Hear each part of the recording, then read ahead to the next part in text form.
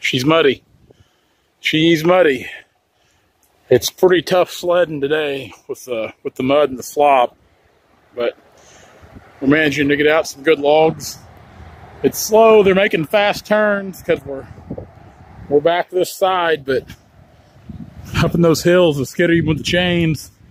We can only get so far up in there, then we've got to drag cable the rest of the way to reach what we can. So a lot of times they're bringing down just one log at a time. They brought down a few times, but it's slow, it is. But the main thing is we're still moving wood. Trying to keep out our walnut and quarter saw pile and still put logs in the pallet and lumber pile here. So we got this one out. I got it bucked up. Good quarter saw chinkapin log there, stave log, but we're selling to the quarter saw market.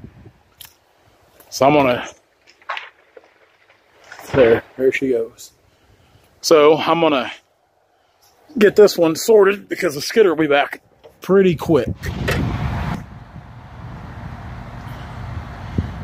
She's still smoking off the bat. I'm starting to think that maybe there's an injector starting to go out of it. It seems like it's a little low on power, but it shouldn't be smoking like that. It's not the turbo. I mean, the oil level is fine every day, and it doesn't have power loss like a turbo going out. Just I don't know. We get it off this job. We need to do some maintenance. We got a couple of cylinders leaking that need to be repacked. It's always something with these machines. It takes a lot to keep them in good shape. I mean, you can let stuff go, and you're only hurting yourself in the long run. We try to stay on top of things the best we can. It's a good one there, isn't it? Good one there. And unhook this choker.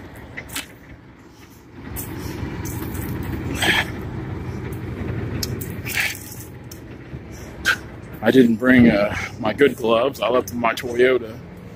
I did some cleaning up there at my house over the weekend, Sunday, and forgot my gloves in my 4Runner, so I had to use my secondary, or my old pair, yesterday, and just caked them and ruined them in mud, so I'm gloveless today, which sucks. I feel naked, but I'm not using gloves to work. You just get used to wearing them, kind of like you do chaps in a hard hat.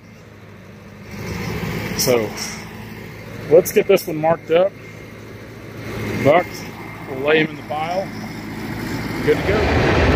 Now, one thing I said I'd do before we left here is build the entrance road for the landowner. Excuse the noisy BNSF train here. So the landowner already had an adjoining, kind of like a easement road right here. He didn't have a really good way to access his property over here where we went in, because we went in through another landowner. Luckily, he was nice enough to let us go in there and deck logs and load out trucks. And he just owned that little sliver to get in. So this is kind of a low-lying area, kind of a swamp, to be honest. And I'm sure there are times of the year where this access road here, get some stuff out of my road, where this road will be junk. But basically what I've done, I've just come down through here with the skid steer.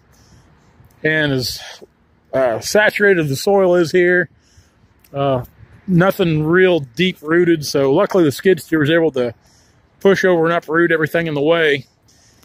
And we're just cutting in a road, trying to make it fairly level as we can. I've floated the blade or the bucket a lot in places to come through here. It's a fairly straight shot, other than got a couple trees there. I don't know if I can push out this small one here.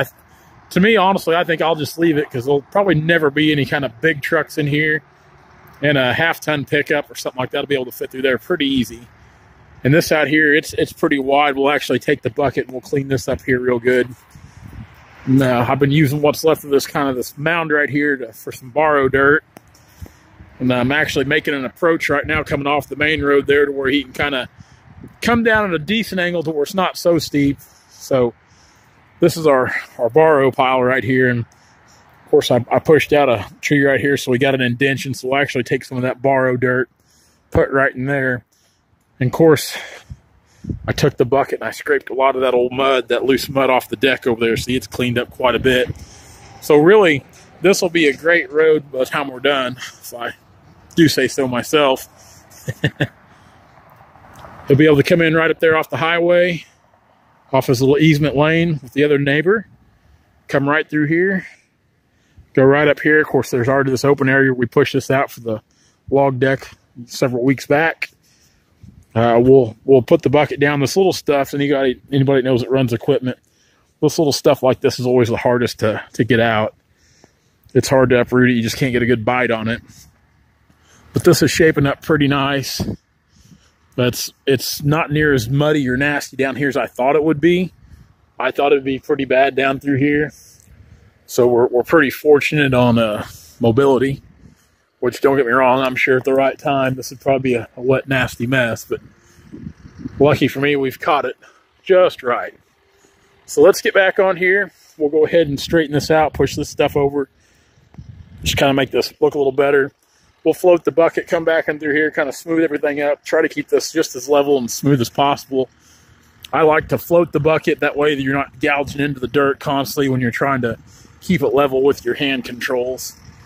So even if you're floating, even if you take an inch or so off each time, I think you're better off than gouging in. That's just kind of what I've noticed from what little operating experience I have. Yeah, part of me wants to push that out, but I don't know if we can or not. That's getting a little big there for the old Caterpillar. That should look pretty good by the time we're all done. That looks pretty good. I'm pretty happy with that. That's just a little bit of time, about an hour and a half to do all that, do all the pushing, and kind of smooth and blade everything out. And it's pretty smooth through there. There's not a lot of dips and dives through it. And I'll run back over that a little more and try to fill in a few more low spots, but I did get that ash tree pushed out to where it is a good straight shot through there. Kind of coming in off the road here. It could use a little more dirt right here.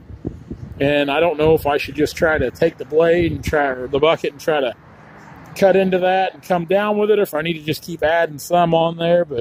And really, it's pretty good like it is for no more than it's going to be used. It's not like it's a super highway, but a lot of times I get to where I'm pretty particular about things and try to be meticulous, and there's times where it just causes me more trouble than I do good. But when they cut this in, they moved some dirt here. They moved a lot of dirt. It's a pretty good rise right there from this low area. A lot of dirt filled in there, I'm sure, from that cut right there. But yeah, that looks real good. I'm plenty happy with that and how it turned out. It's a good smooth road through there. Hopefully the landowner will be able to get several years of good use out of that, especially if he kind of keeps it up, takes care of it. That's about got the wraps on this job. About got us wrapped up. There was a few more up there on top in the back we could have cut, but the mud was getting so bad that it just was getting too hard to get them out, taking too much time for turns. So we're gonna call it good with that. But we'll go out to the deck here in a minute, take another look around there, kind of the finished product logs out there. Then we're gonna head in for the day. I'm sure Mike's over there in the truck sleeping. He's pretty good at that. Okay, end of the day. Me and Mike took a little walk up through there, kind of double check things. We think we might be able to get a few more tomorrow if we take a different route. It's not a big bunch because we got about everything, but be kind of enough to finish up a load of this pallet and stuff. Make sure we get a good full load of it. We got some good logs out down here through the pile there.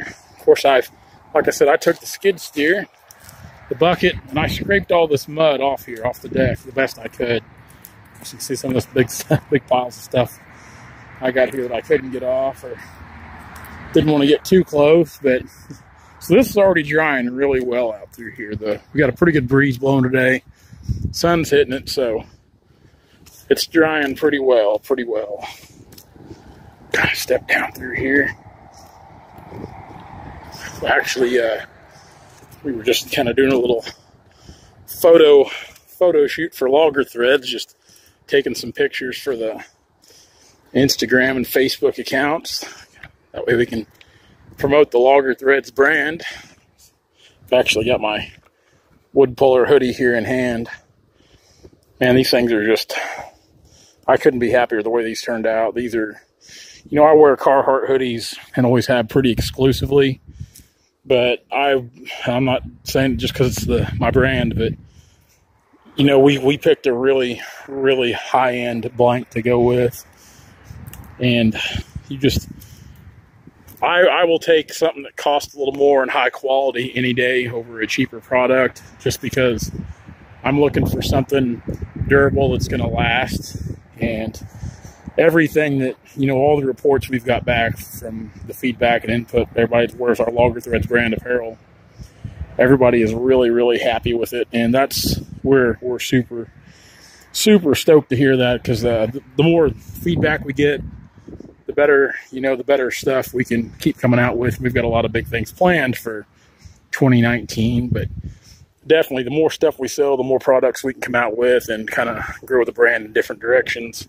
Not only just with apparel, we've actually got some plans with some other, even some actual safety equipment, hard hats, gloves, chaps, actual denim jeans. We've got a lot of big things in the works that we're wanting to try to get going this year. So anyway, back to logs. So yeah, we've got some really good logs down here at the far end. Some good veneer walnut. Got some really good chinkapin oak in here. Some good quarter saw logs. Pretty good pile of logs.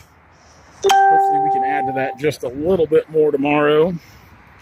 It's like this job's more or less done. More or less done. Just maybe 4 or 5 more trees we'll cut up there we can get. But with putting the road in, we've got the wraps on it. We can kind of get all the finish and cleanup work done the best we can and be on our way. Like I said, the skid steer is going back home. It's going back home to work for the next probably week or 10 days. That skidder, we're thinking it's going over towards the Higginsville, Missouri direction when it leaves here. Then we've got a skidder I need to move back home too, get it to a different job. Guys, thanks so much.